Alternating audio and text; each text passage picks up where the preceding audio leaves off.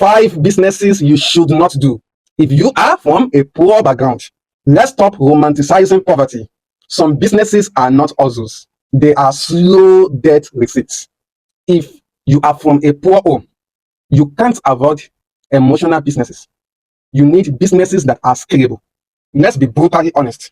Business number 1 that you should avoid if you are from a poor background: businesses that look big but hard to scale. I'm going to give you examples so you understand me clearly and don't misquote me. You are broke, yet you want to start foundation business to help poor people. Who sent you? You are using sympathy to build a brand you can't sustain because you're still poor, you're broke. A poor man wants to help a poor man. How far now? Now, this include foundation, NGO businesses without any donor system, transport businesses. You buy cars, you give it to drivers to help you drive and they bring your commission. Number 3, boutique without online system. Number 4, POS business without multiple locations, and more and more and more. You don't want emotional businesses. You want cash flow. You want businesses you can scale. Open your minds. Number 2 business that you should avoid if you're from a poor background: businesses that are easy to start, but they have low momentum. A business can be easy to start, but what? Very difficult to grow. A business can be easy to start, but it is very possible that the business will only feed you like a hungry man, but cannot free you. It cannot set you free. It cannot push you out of poverty. There are so many businesses like that. Selling of recharge cards, selling of snacks without branding, printing of ID cards, and so many businesses like that. No, you need businesses that are easy to scale, that can push you from grass to grace if you are from a poor background. In other words, you need businesses that can multiply efforts, not the ones that can duplicate struggle. Do you get that? Number 3, emotion-based businesses.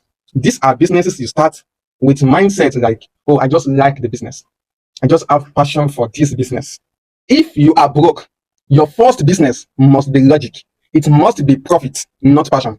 When you finally build stability, then passion can join. Number 4, businesses without digital leverage. Everything today now is online. Everything is digital. So any business you're going to start or you're doing already that does not leverage the internet, it doesn't leverage social media, forget it. It will only feed you. It cannot free you. Even if you're selling akara, even if you're selling palm oil, even if you started like my mom, grinding pepper, you should leverage the internet. If not, you are not ready to push yourself out of the shackles of poverty. Number 5, businesses you don't understand. Even if it is crypto, even if it is forex, even if it is affiliate marketing, you don't understand it, avoid it. Step back until you understand it. That is what billionaire Warren Buffett said. If you don't understand it, don't go into it. If not, had I known is usually the last comment of a fool. So the summary is that if you are still poor, if you are from a poor background, stop picking businesses that look successful but are not scalable. Yes, somebody is making a lot of money in the real estate business. You are poor, no connection, no surname that when it is attached to your name, it will open doors for you. And you going on TikTok to say, I'm into real estate, I'm this and that. You're joking. You're joking. There's a lot to real estate business. So because it looks successful doesn't mean that it is meant for you. You get it? Yeah, you need to understand it if you are really so serious about escaping poverty.